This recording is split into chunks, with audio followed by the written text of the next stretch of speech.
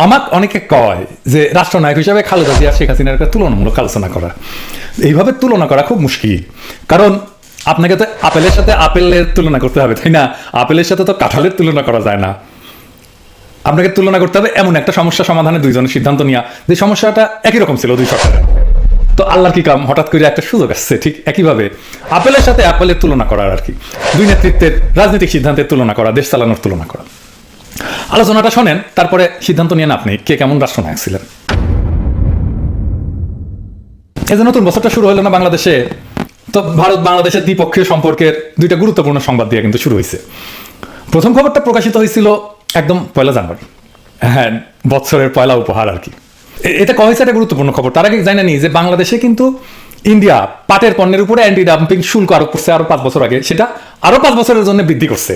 2017 সালের জানুয়ারি মাসে ভারত এই শুল্ক টন প্রতি $272 ধার্য করে।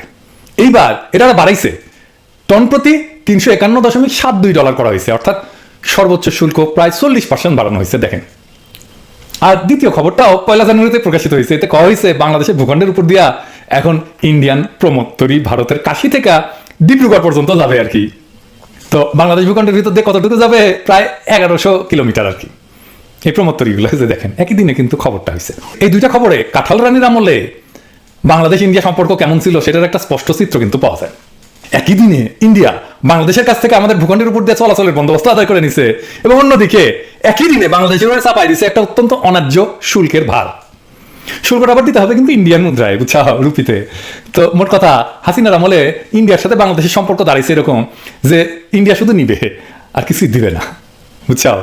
আর বাংলাদেশ শুধু ইন্ডিয়ারে ভালোবেসেই যাবে।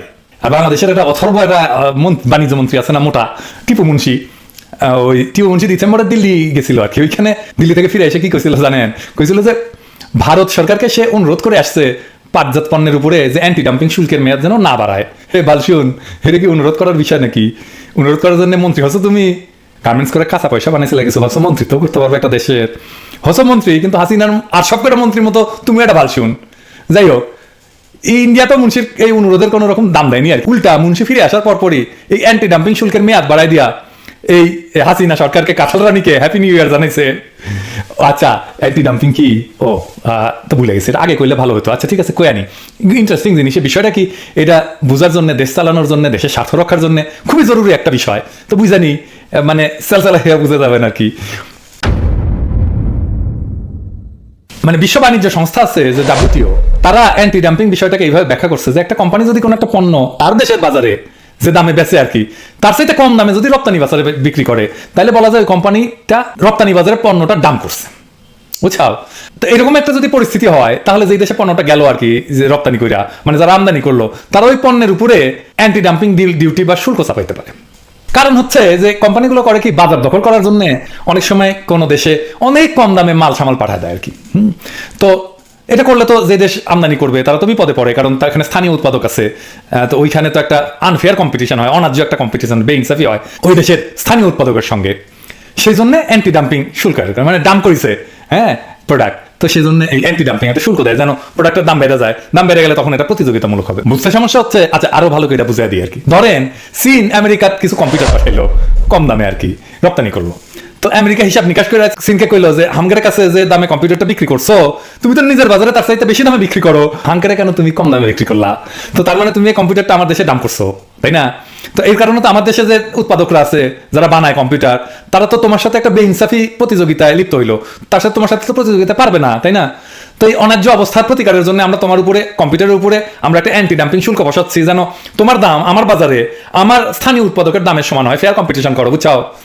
তো তাইলে ইন্ডিয়া যখন বাংলাদেশে পাটজাত পণ্যের উপরে অ্যান্টি ডাম্পিং শুল্ক চাপায় দেয়, তাহলে ইন্ডিয়া কইতে যাচ্ছে ওইসব পণ্য আমরা বাংলাদেশে যে দামে বিক্রি করি তার চেয়ে কম দামে আমরা ইন্ডিয়াতে রপ্তানি করছি, ফলে ইন্ডিয়ান পণ্য প্রতিযোগিতায় মার খাচ্ছে, তাই না? তাই তো বোঝা যায়।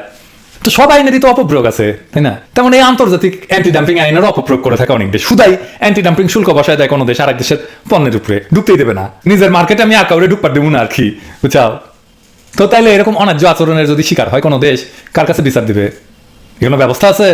এই জন্য একটা ব্যবস্থা আছে, সেটা হচ্ছে WTOর কাছে একটা ডিসপিউট সেটেলমেন্টের জন্য বা বিবাদ নিষ্পত্তির জন্য একটা কেস দায়ের করা যায়। তো তাইলে হাসিনা এই ক্ষেত্রে কি করছে? পাটের ক্ষেত্রে তো টিপু মুন্সি যখন ইন্ডিয়ার কাছে বাংলাদেশের পাটের পণ্যের উপরে যে 2017 সালে যে অ্যান্টি ডাম্পিং শুল্ক দিছিল না, সেটা প্রত্যাহারের যখন অনুরোধ জানাইছিল, তার মানে তো ধরে নিতে হবে যে বাংলাদেশ ইন্ডিয়ার এই শুল্কটা চাপানোটা অযৌক্তিক বা বেইনসাফি বলে বিবেচনা করে, ঠিক তো, তাই না? তাছাড়া সে রিকোয়েস্ট করবে কেন? তার মানে ইন্ডিয়াতে যে মূল্যে আমরা এসব পণ্য রপ্তানি করি, বাংলাদেশে তার চাইতে কম দামে আমরা বিক্রি করি না, সোজা হিসাব। বরঞ্চ ইন্ডিয়ায় শুল্ক আরোপ করছে নিজের উৎপাদকদের প্রোটেকশন দেওয়ার জন্য, তাই না? তাহলে হাসিনা সরকারের কি করা উচিত ছিল? WTO-তে একটা কেস করে দেওয়া উচিত ছিল, তাই না? দেখে আসলাম তো আমরা তো আগে দেখে আসলাম, তাই না? তো 2017 সাল থেকে তো 5টা বছর পার হয়ে গেছে। হ্যাঁ, এই দীর্ঘ সময়ে ইন্ডিয়ার যে অন্যায্য শুল্কের কারণে বাংলাদেশের পাটজাত পণ্যের যারা তৈরি করে তারা যে ক্ষতিগ্রস্ত হয়েছে, এইটা কে দেখবে? হাসিনা তো দেখা উচিত। কিভাবে দেখছে? সে তো কেস করে নাই। সে করতেছে কি, ইন্ডিয়ার কাছে অনুরোধ করতেছে, উপরোধ করছে, ভাই এটা ছেড়ে দেন। তো ইন্ডিয়ার পাশে এটা সেটা যারা ক্ষমতা আসছে এবং ইন্ডিয়া সরাসরি হস্তক্ষেপে যারা ক্ষমতা কুক্ষিগত করে রাখে, সেই রকম একটা দেশবিরোধী সরকারের কাছে আমরা এর চাইতে আর বেশি কিছু আশা করতে পারি কি? এইগুলোর জন্যই দরকার জনগণের সত্যিকারের নির্বাচিত একটা গণতান্ত্রিক দেশপ্রেমিক সরকার। তো এই দেশপ্রেমিক সরকার থাকলে এটা বিষয়টাকে কিভাবে ডিল করতো, এটা আমরা দেখি। আমরা এরকম একটা প্রবলেমের মধ্যে পড়ছিলাম, একই ধরনের। খালেদা ইন্ডিয়ার সাথে কিভাবে তিনি ডিল করছিলেন সেই প্রবলেমটা, সেটা দেখি। তাহলে আমরা দেখবো যে বিকল্প নাই কাঁঠাল রানী আর খালেদা জিয়ার তফাৎটা কি। এখন যারা তরুণ আছেন বা চাংড়া আছেন, তারা কিন্তু এটা বোধহয় জানেন না যে খালেদা জিয়ার ওই সময় ইন্ডিয়াতে ওই সময় কিন্তু প্রচুর ব্যাটারি যেত বাংলাদেশের, রহিম আফরোজ পাঠাতো। তো ইন্ডিয়া বাংলাদেশে তৈরি ব্যাটারির উপরে সেই সময় অ্যান্টি ডাম্পিং শুল্ক আরোপ করছিল। তো খালেদা জিয়া কেস করে দিছিল এবং ইন্ডিয়া খালেদা জিয়ার উপরে প্রচুর বিলা হয়েছিল। হ্যাঁ, বিএনপির উপরে যে ইন্ডিয়া বিলা, তার অন্যতম একটা প্রধান কারণ কিন্তু অনেকগুলোর মধ্যে এটা একটা। তো এইটার মূল্য কিন্তু খালেদা জিয়া এখনো দিচ্ছেন, তার পরিবার দিচ্ছে, তার দল দিচ্ছে। তাই এই ঘটনাটা আমাদের বিশদভাবে জানা দরকার, তাই না? আসেন আমরা একটু দেখি। বাংলাদেশ থেকে ইন্ডিয়াতে ওই সময় 98-99 থেকে 2000-2001 সালের মধ্যে যে ব্যাটারি রপ্তানি, এটা প্রায় 2.5 গুণ বৃদ্ধি পেয়ে $1.3 মিলিয়ন উন্নীত হয়। অনেক বাড়ছে, কিন্তু ওই অর্থে ভারতে বাংলাদেশের যে মোট রপ্তানি, সেইটার 1000 ভাগের 2 ভাগও না কিন্তু এটা। বাংলাদেশের এই সামান্য রপ্তানির উপরে ভারত 2001 সালে অ্যান্টি ডাম্পিং শুল্ক আরোপ করে। তো 2001 থেকে 2002 সালে বাংলাদেশ থেকে ইন্ডিয়াতে ব্যাটারি রপ্তানি সম্পূর্ণভাবে বন্ধ হয়ে যায়। তো এই সিদ্ধান্ত কে নিয়েছিল? ইন্ডিয়ায় শুল্ক আরোপের সিদ্ধান্ত নেয় ওই দেশের, মানে ইন্ডিয়ার অ্যান্টি ডাম্পিং